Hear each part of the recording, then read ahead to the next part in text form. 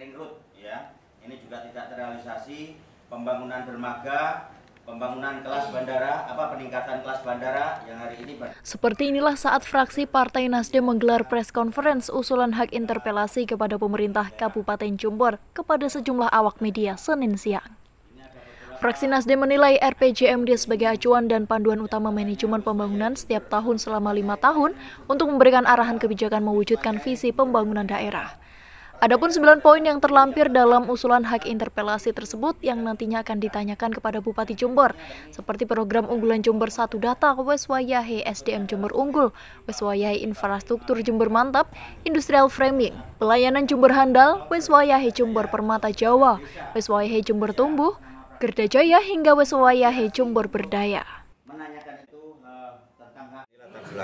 Jadi beberapa kali sebenarnya seperti pertanyaan teman-teman wartawan tadi bahwa kita sebenarnya banyak hal ini sudah kita pertanyakan di paripurna pada saat pandangan akhir atau pandangan umum fraksi-fraksi, tapi sekali lagi kita belum pernah mendapatkan jawaban yang itu real apa yang dilakukan oleh Bupati di lapangan. Seperti contoh saja yang dilakukan Bupati pada saat memberikan paparan tentang RPJPD kemarin. Namanya bandara aja tidak pernah disentuh. Kemudian kita hari ini sedang disuguhi pembangunan alun-alun. Tanyakan saja kepada Pak Bupati, adakah pembangunan alun-alun itu ada di RPJMD? Ini kan tidak pernah ada di dalam proses. Maka kami harus bertanyakan. Sekali lagi, kalau kami fraksi Nasdem pada khususnya ini adalah pendukung Bupati dan Wakil Bupati Pak Edi dan Ibu John, dan kami berkomitmen mengawal pemerintahan beliau sampai selesai. Tapi jangan disalahartikan kami melakukan interpelasi ini atau menginisiasi interpelasi ini, kami menjadi bagian yang melakukan tugas pengawasan seperti itu. Yang menjadi fokusnya ini ada beberapa item yang kami soroti sebenarnya, tapi nanti bisa penerjemahannya agak panjang ya. Di antaranya sekolah inklusi, yang itu menjadi bagian dari adanya perda tentang disabilitas yang disahkan pada tahun 2016 yang lalu ya.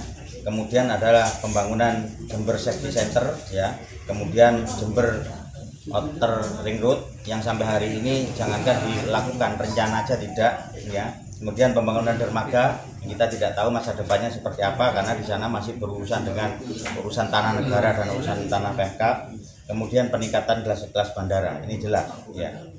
Kemudian ada program 1 kolam 1 keluarga, dari sekian miliar yang sudah kita rencanakan waktu itu hanya bisa dieksekusi 150 juta. Ini kan bagian yang berarti pemerintah ini tidak serius untuk merubah kemanfaatan dan meningkatkan taraf ekonominya masyarakat. Kemudian yang lain lagi cold storage yang akan direncanakan digunakan untuk pabrik pengalengan ikan. Faktanya hari ini disewakan kepada pihak ketiga yang biaya sewanya atau ongkos sewanya itu malah menurut kami di bawah GJBP. Kemudian revitalisasi koperasi dan UMKM. Kita melihat UMKM itu harusnya naik kelas. Tetapi hari ini yang justru naik manfaat adalah para PKL. Kapan Jember ini akan jadi kota UMKM ketika yang mereka tidak bisa membedakan mana UMKM, mana PKL. Kemudian yang berikutnya tentang revitalisasi perusahaan daerah. Perusahaan daerah di Jember itu ada 2. Ada PDAM, ada PDP. Faktanya sampai hari ini kita tidak pernah mendapatkan laporan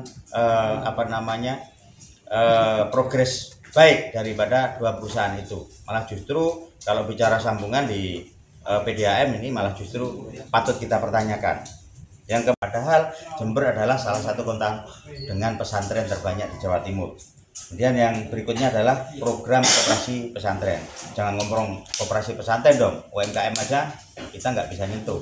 Dan masih banyak lagi yang nanti akan kita detailkan pada saat usulan interpelasi ini memang bisa diproses secara mekanisme di DPR. Interpelasi, kami nanti akan berkirim surat kepada pimpinan. Berkas interpelasi tersebut diserahkan langsung kepada Wakil Ketua DPRD Jember Dedi Dwi Setiawan. Dalam ini Pak usulan dari fraksi Nasdem, dan dalam hal ini juga saya sebagai anggota dari fraksi Nasdem akan membawa usulan ini karena sekaligus saya adalah pimpinan di DPRD Kabupaten Jember. Kita akan sikap profesional. Dalam hal ini kita akan mengikuti regulasi yang ada. Dalam hal itu tidak cukup untuk fraksi Nasdem aja, yang jelas ini adalah pintu awal bagi fraksi-fraksi yang lain apabila mendukung dengan usulan dari fraksi Nasdem, bisa mengusulkan juga untuk fraksi-fraksi yang lain. Hal senada juga diungkapkan oleh Ketua Fraksi Gerindra Ardi Pujo Prabowo yang juga akan menggunakan hak interpelasi terkait minimnya realisasi program pemerintah daerah. Hal yang kaitannya menurut kami dan kita tindak lanjuti di bawah banyak faktor yang tidak terserap dari RPJMD sendiri. Artinya juga sama mengajukan seperti fraksi Nasdem juga ya?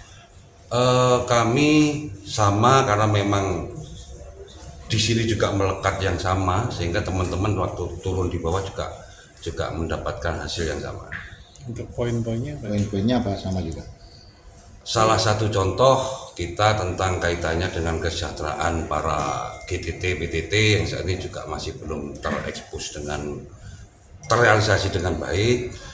Banyak lagi program-program yang saat ini tidak sesuai dengan RPJMD itu sendiri.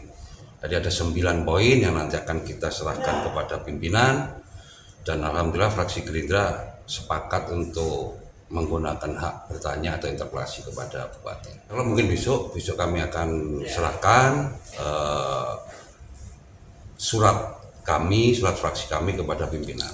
Ini akan mengagendakan itu melalui Banmus atau rapat pimpinan. Kami serahkan itu kepada pimpinan. Yang jelas kami dari fraksi mempergunakan hak kami untuk bertanya kepada Bupati secara kelembagaan. Yang periode saat ini. Jadi kami nanti butuh penjelasan mekanisme. Dari Jumbor, Yudhisadi Jumbor 1 TV melaporkan.